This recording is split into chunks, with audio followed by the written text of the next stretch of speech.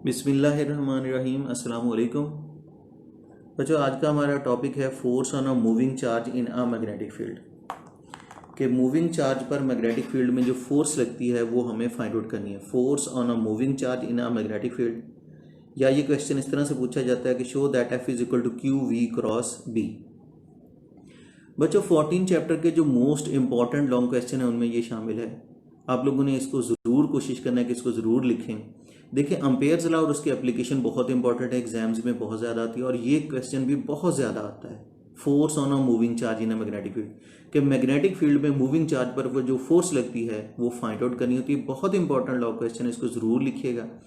और इसका दूसरा वर्जन मैं आपको बता रहा हूँ कि ये क्वेश्चन इस तरह से भी पूछ लिया जाता है। Force on a moving charge in a magnetic field की बजाय ये भी कह देते हैं कि show that F is equal to Q we cross B. F is equal to Q we cross B, इस तरह से भी कह देते हैं।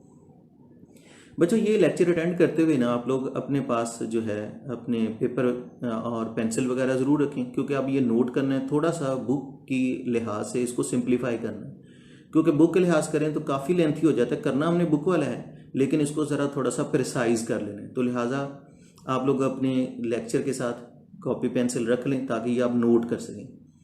देखिए, जब आपको ये क्वेश्चन आएगा ना, लॉन्ग क्वेश्चन, यहीं तक आपने जाना है। दूसरा हिस्सा इसका मैं अलग से बढ़ाऊंगा आपको, क्योंकि जब हमें ये आता है कि force on a moving charge in a magnetic field find out करें, तो फोर्स का रिलेशन बना देना होता है। या वो कहें ये कि F is equal to Q we cross B, तो फिर तो जाना ही यहीं तक होगा। तो यहीं तक हमें जाना है, लेकिन आगे इस फोर्स की डायरेक्शन वगैरह का अलग पार्ट समझेंगे। स्टार्ट करते हैं अपना टॉपिक। सबसे पहले तो हम लोग इसका फर्स्ट पैराग्राफ करते हैं। फर्स्ट पैराग्राफ आपने अपनी बुक के मुताबिक ही लिखना है। फर्स्ट पैराग्राफ आपने अपनी बुक के मुताबिक ही लिखना है।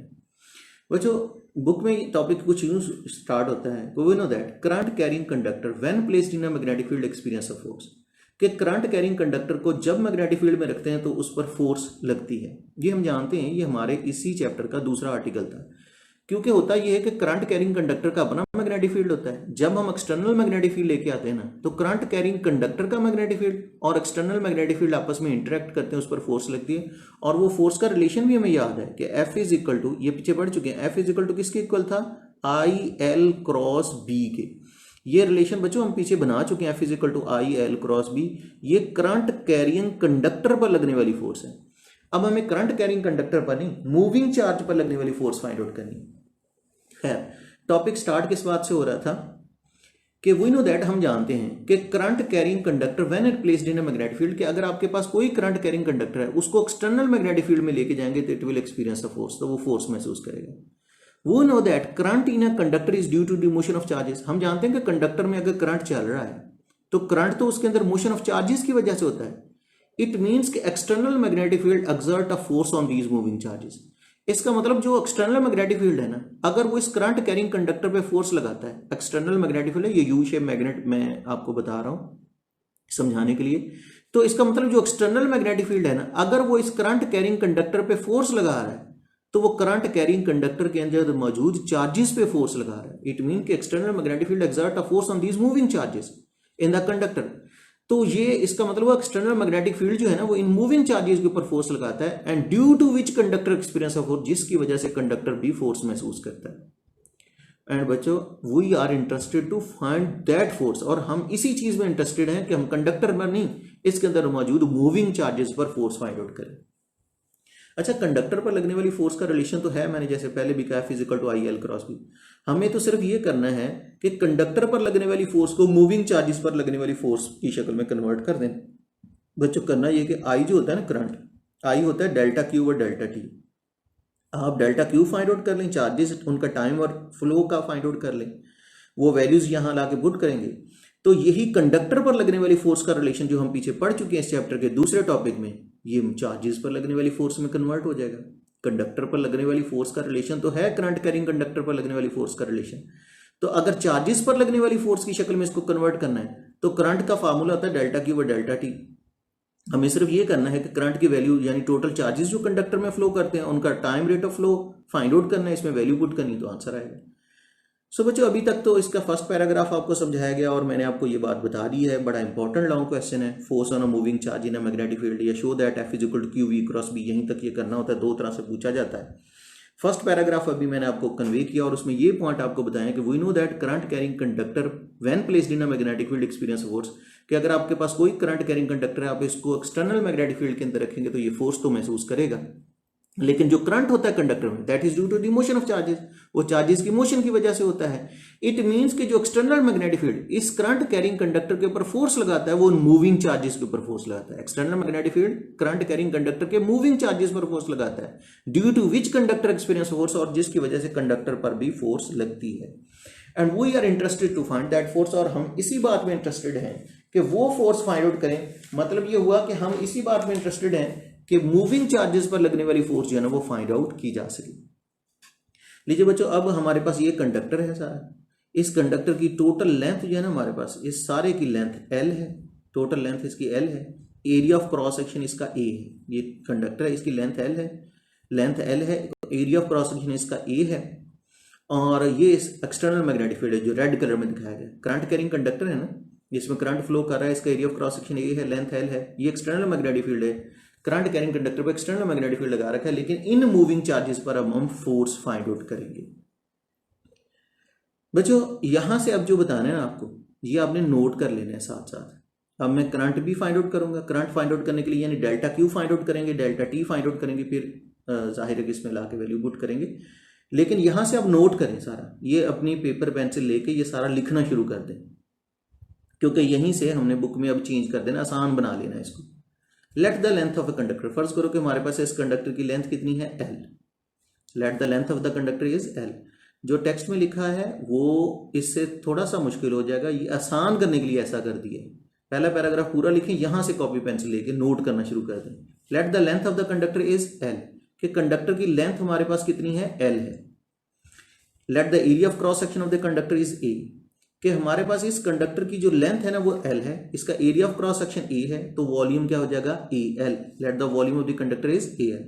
वो तो होना ही था ना, क्योंकि लेंथ, विड्थ एंड डेप्थ, जब तीन लेंथ मिलती हैं तो वॉल्यूम बन जाता है। एरिया में दो लेंथ है ना, लंबाई चौड़ाई दो लेंथ होती है, एक लेंथ और मिल गई तो तीन लेंथ मिले तो वॉल्यूम ही बनता है। तो let the length of the conductor क्या हो गई L, area of cross section of the conductor क्या हो गया A, तो वॉल्यूम क्या हो गया AL।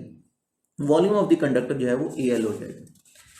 नेक्स्ट बात बच्चों ये है कि अब number of charge carriers per unit volume is n। अगर फर्ज करें यूनिट वॉल्यूम में number of charge carriers n है, तो total number of charge carriers जो होंगे वो NaL हो जाएंगे। देखो ना, अगर हमारे पास फर्ज करें कि एक यूनिट वॉल्यूम जो है ना, एक यूनिट वॉल्यूम ये 1 सेंटीमीटर क्यूब का है और उसमें दो चार्जेस हैं, एक सेंटीमीटर में दो चार्जेस हैं, तो 3 सेंटीमीटर क्यूब में 6 चार्जेस हो जाएंगे। यानी अगर एक यूनिट वॉल्यूम में हमारे पास n चार्जेस हैं, तो टोटल वॉल्यूम में अगर आपको फाइंड आउट करने हैं तो जो यूनिट वॉल्यूम में चार्जेस मौजूद है ना n, उसको सारे वॉल्यूम से मल्टीप्लाई कर दें, ये टोटल नंबर ऑफ चार्जेस आ जाएंगे। एक यूनिट वॉल्यूम में n है, सारे वॉल्यूम में मालूम करने हैं। यूनिट वॉल्यूम 1 सेंटीमीटर क्यूब है ना, यूनिट वॉल्यूम कितना है AL की वैल्यू हमारे पास कितनी, मैं फर्ज कर रहा हूँ 1 सेंटीमीटर क्यूब, यानी AL मतलब एक यूनिट वॉल्यूम 1 सेंटीमीटर क्यूब में दो चार्जेस हैं, तो सारे में मालूम करने तो जाहिर है टोटल 3 सेंटीमीटर है, तो 3 को 2 से मल्टीप्लाई 6 सेंटीमीटर, 3 सेंटीमीटर के अंदर 6 चार्जेस आ जाएंगे। तो बच्चों बताइए रहा था मैं आपको कि number of charge career per unit volume, कि नंबर ऑफ चार्ज कैरियर एक यूनिट वॉल्यूम में अगर n है तो total number of charge career जो होंगे सारे वॉल्यूम में, तो सारे वॉल्यूम से मल्टीप्लाई कर दें, एक यूनिट वॉल्यूम के सारे वॉल्यूम से मल्टीप्लाई कर दें NaL, तो ये total number of charge carrier in the conductor NaL हो जाएंगे। ये बच्चों जरूर याद रखना, हमने इसको मैंने क्वेश्चन 1 का नाम दे दिया क्योंकि ये आगे हमारे काम आएगा कि total number of charge career conductor के कितने हमने फाइंड आउट किए हैं NaL। ये सारे वॉल्यूम के चार्ज कैरियर आ गए, क्योंकि यूनिट वॉल्यूम क्या थे, सारे वॉल्यूम के NaL हो गए। Charge on one charge carrier is Q। फर्ज करो कि एक चार्ज कैरियर पर चार्ज Q है, स्मॉल q से लिख दें इसको। Total charge on all charge carriers delta Q से लिखें इसको। तो total charge on all charge carrier कितना होगा, ऑल चार्ज कैरियर हैं कितने NaL। फर्ज करो ये टोटल चार्जेस हमारे पास, जैसे मैंने पहले कहा ये 6 हैं, एक पर एक कूलम चार्ज हो तो 6 पर 6 कूलम हो जाएगा, यानी इन 6 को उस फिर चार्ज से मल्टीप्लाई कर दें। तो charge on one charge carrier Q, total charge on all charge carrier delta Q find out करना है। तो टोटल नंबर ऑफ चार्जेस को एक चार्ज कैरियर के चार्ज से मल्टीप्लाई कर दें, यानी NaL को Q से मल्टीप्लाई कर दें, NaLQ हो जाएगी। ये टोटल चार्ज भी आ गया बच्चों हमारे पास। अब जैसे मैंने आपको बताया था कि अगर आपने करंट फाइंड आउट करना है तो आपको डेल्टा Q भी चाहिए और क्या चाहिए, डेल्टा T भी। तो डेल्टा Q तो निकला ना, अब डेल्टा T निकालना है। Time taken by the charge carrier to travel the length L. अब वो टाइम जो चार्ज कैरियर्स लेते हैं सारी लेंथ एल को ट्रेवल करने के लिए, वो लेंथ हमने लेंथ ट्रेवल करने के लिए टाइम भी निकाल लेना है। टाइम निकालना आसान ही होता है, S is equal to V T होता है, T is equal to S over V होता है। टाइम शॉर्ट है, लेंथ स्मॉल ली गई तो delta T is equal to S over V लिखेंगे स्मॉल टाइम के लिए, एस ओवर वी। डिस्टेंस हमारा लेंथ है क्योंकि हमने लेंथ एल ट्रेवल करवानी, जो भी मैंने आपको दिखाई, वेलोसिटी वी ही है। अब बच्चों करंट की तरफ आते हैं, I is equal to delta Q over क्या हो जाएगा, डेल्टा टी। तो इक्वेशन 2 और 3 से देखें, इक्वेशन 2 में हमारे पास डेल्टा क्यू टोटल चार्ज भी हमने फाइंड आउट कर लिया हुआ है और इक्वेशन 3 में टाइम भी फाइंड आउट किया। तो चार्ज और टाइम दोनों की वैल्यूज इक्वेशन 1 में ला के इस इक्वेशन आई वाली में ला के पुट कर दें तो आपके पास करंट आ जाएगा। सो वैल्यूज जो है ना इक्वेशन 2 और 3 से इसमें पुट करते हैं तो I is equal to delta Q की जगह क्या पुट करेंगे, एन एल क्यू, ओवर की जगह क्या आ जाएगा डिवाइड, और डेल्टा टी की वैल्यू क्या फाइंड आउट की, एल ओवर वी, वो पुट करेंगे। ये देखें अब ये बन जाएगा हमारे पास सिचुएशन। तो I is equal to delta Q और डेल्टा टी था ना, डेल्टा क्यू की जगह एन एल क्यू लिख लिया, जैसे मैंने आपको बताया ना डेल्टा क्यू की जगह एन एल क्यू लिख लिया। ओवर में डेल्टा टी था, डेल्टा टी की जगह डिवाइडेड बाई, ओवर था ना डिवाइडेड बाई, डेल्टा टी की जगह एल ओवर वी लिख लिया।